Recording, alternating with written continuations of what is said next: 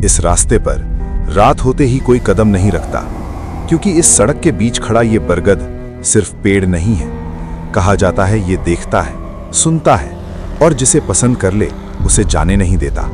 यहाँ पत्ते हवा के बिना हिलते हैं और अंधेरे में किसी की सांसें सुनाई देती हैं। जो एक बार इसके पास रुका उसे फिर कभी पूरी तरह दिन नहीं मिला।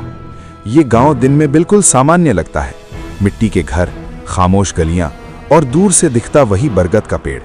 लेकिन ध्यान से देखो, कोई भी इसके पास नहीं जाता। गांव के बुजुर्ग बस दूर बैठकर इसे घूरते रहते हैं, जैसे कोई राज उनकी आंखों में कैद हो। इस गांव में एक अजीब नियम है, सूरज ढलते ही दरवाजे बंद कर लिए जाते हैं।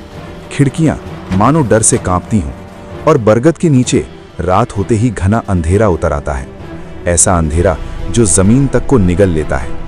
शहर से आया वो युवक इन बातों को सिर्फ अफवाह समझता था, निडर, आत्मविश्वास से भरा हुआ। लेकिन रात में जब वो बरगद के नीचे रुका तो सन्नाटा उसके कानों में चुभने लगा। जड़ों के पास पड़े पांवों के निशान, मानो जमीन ने किसी को खींच लिया हो। और तभी उसके पीछे अंधेरा और गहरा हो गया। बरगद के पत्ते हिलने लगे, बिना हवा के। युवक ने पीछे मुड़कर देखा, लेकिन वहां कोई नहीं था।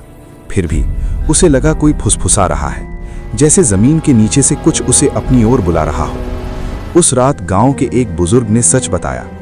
कई साल पहले एक औरत को यहीं बांध दिया गया था। उसका अपराध सिर्फ इतना था, वो चुप नहीं रही।